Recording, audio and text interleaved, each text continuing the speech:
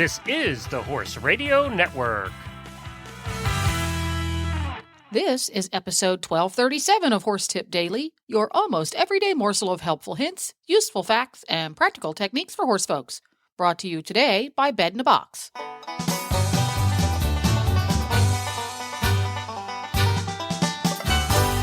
Greetings, horse people. Coach Jen here, and thanks for tuning in to Horse Tip Daily. Today's tip is an excerpt from the Hagyard Horse Health Report on Horses in the Morning. Dr. Slovis joins the Hit'em crew with an explanation of what EHV is and what owners need to know and do to protect their horses. And we'll get right to our tip after this from Bed in a Box. Welcome to bedinabox.com, where you'll find the most comfortable, pressure-relieving memory foam mattress at only 1/3 the cost of the leading brands. We have created an exclusive memory foam that sleeps cooler, rebounds quicker, and cradles your body in pain-relieving comfort better than other types of memory foams. Introducing our new memory foam technology.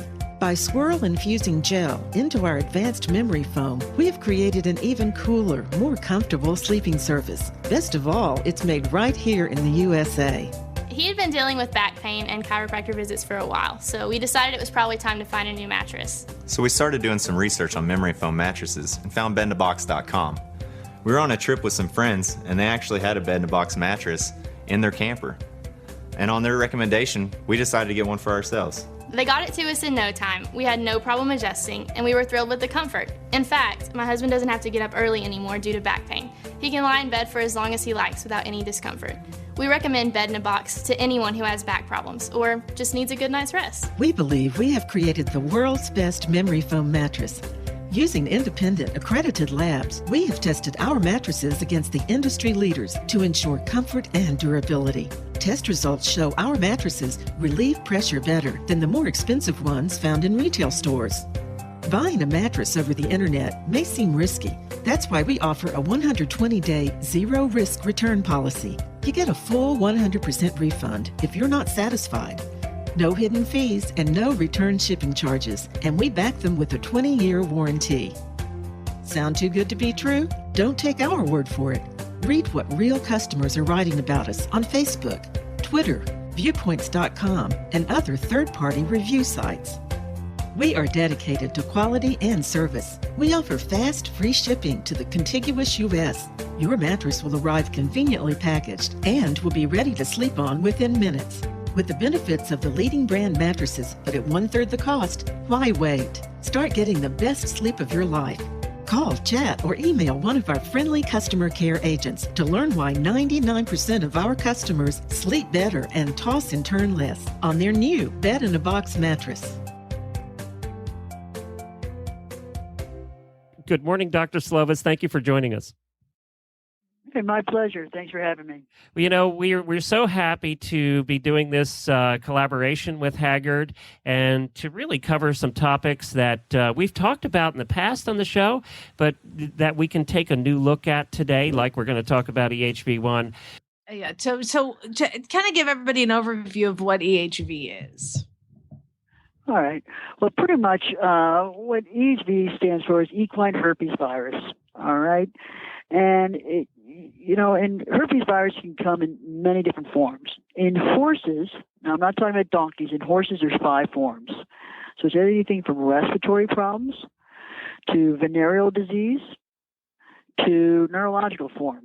And then there's some that can cause you to get fibrosis, or the horse to get fibrosis in the lungs. They call it pulmonary fibrosis.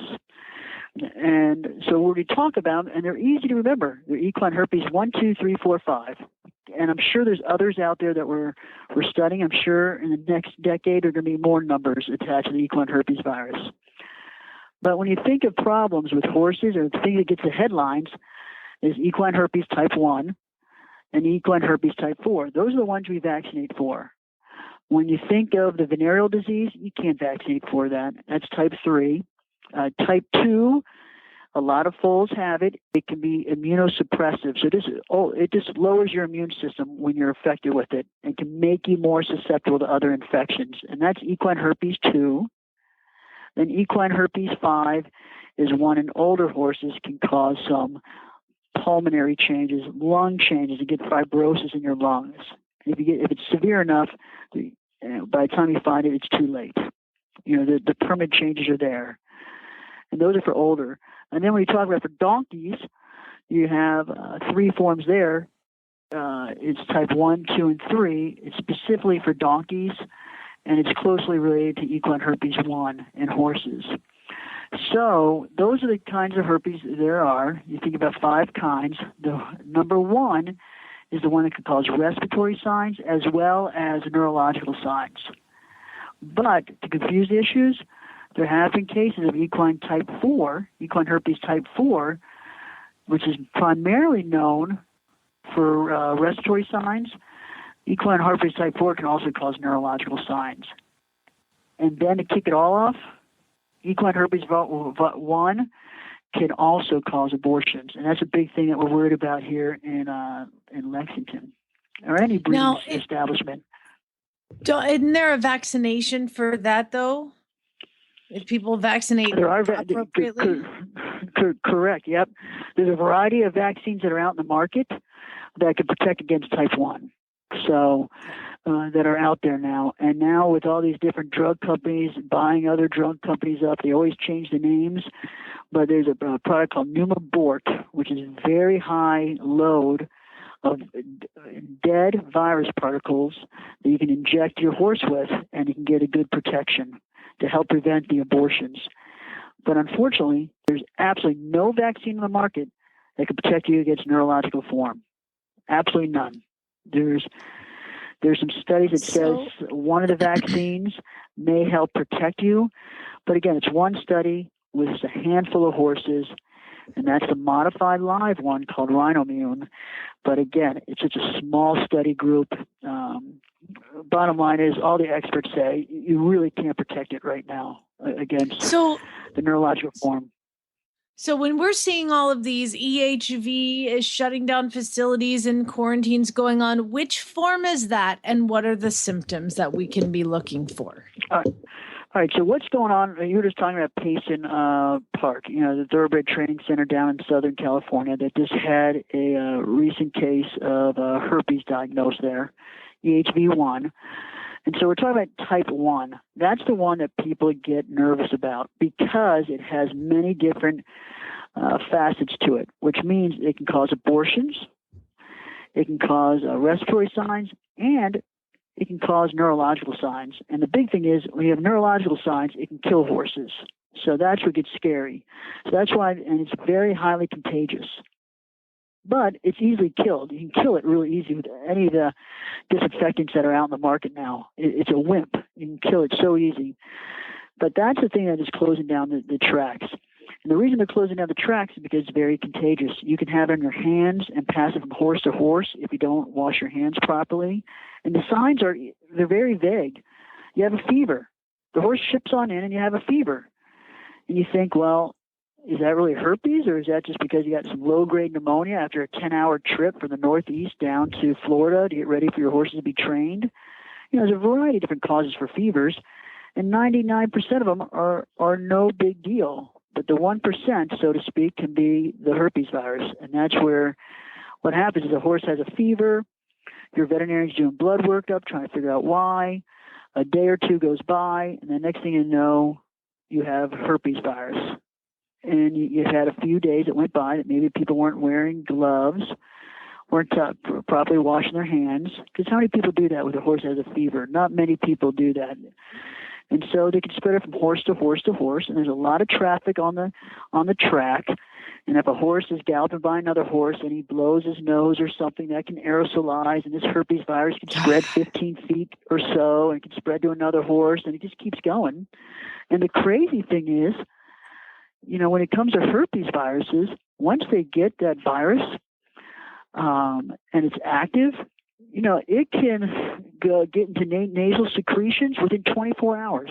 Within 24 hours, a horse could start to be spreading it. Oh, my gosh. So you can see how it can amp on up. So that's why it scares people.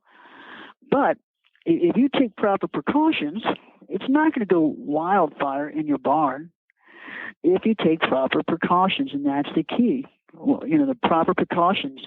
I can tell you years ago, before we knew a lot about the herpes virus, we had slings in our main barn here at Hagyard's that we would get known herpes viruses into our facility. We would put them in a sling. And back then, the thought was once a horse is neurologic, they can't spread the disease. I mean, that was the thought years ago. Mm-hmm. Well, guess what? The group in Ohio State learned that was not the fact. Because that was the Findlay horse outbreak. That at Findlay College, they had a bunch of horses get sick. They isolated herpes. Some of them got neurologic. They brought them to Ohio State. And so at that time, at the veterinary school, they didn't take proper biosecurity, thinking, just like everybody else did, that you didn't have to, it wasn't going to spread. Well, it spread like wildfire. And these horses could shed up to 21 days after infected. So that's another thing. That's why they put a quarantine on them for 21 days. Because it's been shown that these horses can shed the virus up to 21 days. Even if they get over the illness, they can still shed it. But what I was trying to get back to was when we used to have these animals in slings here at Hagyard's with our other horses, our protocol here at Hagyard's, because I'm the biosecurity officer, so we need to protect our hospital from disease. So we always wore gloves. We always had hand wipes by the stall.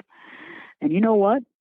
These are animals that were severely infected with herpes virus, that were in a sling. This is before we knew all this info. And we didn't have any outbreaks in our barns. We didn't have any problems because guess what? We washed our hands and we took the simple precautions. And way to go, biosecurity officer. Good job. Oh yeah, watch out. Exactly. But no, but I mean that's a simple thing. People get paranoid. People get scared because of the lack of knowledge. Okay, well, and they get frantic. They start moving horses when they shouldn't move horses. Just hold tight. You're going to be fine. Use proper hand hygiene, and you'll stop this dead in its tracks. Now, is there a treatment for it? EHV1? Yeah, great. Yeah, no, there is. There are some antiviral therapies out there. They're human antivirals. One of the most common one is valcyclovir, and but treatment is not cheap. It can run, depending on where your source is, anywhere from $100 to $200 a day. And usually you treat for 7 to 14 days, depending on the severity of the horse. So there is some treatment if your horse has it. You can try to do the antivirals. And at the same time, you can do supportive care, fluid therapy, anti-inflammatories, anything you do to help prevent the inflammation of that brain and your spinal cord. Because that's where the herpes virus attacks, are the blood vessels supplying the uterus and the foal, the blood vessels in the spinal cord and the brain. It can affect those areas. And it's just essentially you're getting a stroke. You're disrupting the blood flow. What percentage do we lose a lot with the EHV1, or is, you had an excellent question. We've been looking at the outbreaks, and this is going back on outbreaks from Findlay. Years ago in 2000, and I think it was 2006, we had one at Turfway Park. And you look at the morbidity what I'm talking about mortality is you're talking less than 10%. Okay. 10% or so that get the disease. If they get neurologic, they may end up succumbing to the disease and die. But again, it's not, a lot of these animals can end up surviving and do okay. But the mortality is going to be less than 10%. Most of the time, it's less than 5% of the affected animals, when you're looking at outbreaks. So is there like a long-term effect of, say you have a performance horse that's going out and running eventing and comes down with it, will it ever event at the same level again?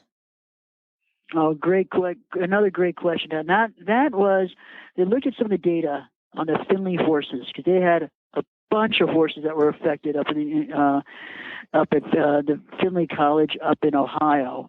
And so what they did, out of the 32 animals that were neurologic, they did a 6-month evaluation. And they could only follow 26 of them that were available for an exam. They didn't want to do a phone call exam. The vets want to go out there and take a look. All right? So 8 of those horses that had mild grades of neurological condition, all of them were 100% in 6 months. Okay?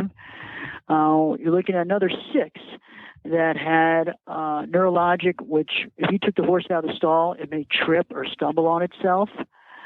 All the horses were back at work and doing well. And the worst of the worst horses, I'm talking horses that you didn't even want to get in the stall because they may fall down on you. Half of them were back in full work in 6 months, and the other half were still recovering. So, lesson to be told, if you've got mild neurological conditions, you should be able to make a full recovery. It's the ones that have severe neurological disease, 50% of them, at least at 6-month recheck, will get back and have no deficits and be able to be ridden, or they may not have no deficits. They may have such a mild deficit, but they could still be ridden and go back into full work. So the moral of the story that I'm hearing is don't panic. Call your vet, get them out there before you panic. You can panic after your vet gives you permission, but don't panic first. Okay. Exactly. All right. Exactly. And horses will not shed the virus until they start spiking. And most of the time, it's not 100% true, but majority of the cases are, once a horse spikes a fever, then they'll start shedding the virus. So the main thing is, if you have an outbreak situation, just monitor your horse's temperatures. If you start spiking a fever, then you can talk to your veterinarian and decide, do you put them on treatment early with antivirals if you can afford it? Or do you revaccinate them? Do you put them on some immunoboosters? There's a product called Xylexis that's out there on the market that's been proven to show to fight against EHV4, type 4, but we don't know about type 1. But the viruses are so closely related, you would think it can cross-react and boost your horse's natural immunity against herpes virus type 1. So there's different products out there that you and your veterinarian can talk about how to prevent your horse from getting sick, or if it already has a fever, about how to prevent it from getting worse off. And again, not every horse that gets herpes virus is EHV1 is going to get neurologic. And not every one of them is going to get that. Right. Just because you're exposed.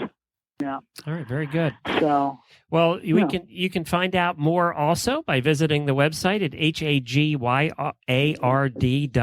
Hagyard.com is the website. There's more information on there about everything that goes on over there as well. Thank you so much for joining us, Dr. Slovis. This has been an interesting experience, and we're very happy to have you on board. Well, there you have it. You can find links to today's guests as well as lots more tips at horsetipdaily.com. Make sure to have all of your favorite Horse Radio Network shows with you wherever you go by downloading the free Horse Radio Network app for iPhone or Android. Just go to your app store and search Horse Radio Network. You can also subscribe via iTunes. Support for this podcast was provided by bedinabox.com and listeners like you. This is Coach Jen, and I'll be back again soon with another tip. So until then, go ride your horse. The Horse Radio Network and the Horse Radio Network hosts are not responsible for statements of guests or their opinions. Use your own judgment when listening to the tips provided by the experts on Horse Tip Daily.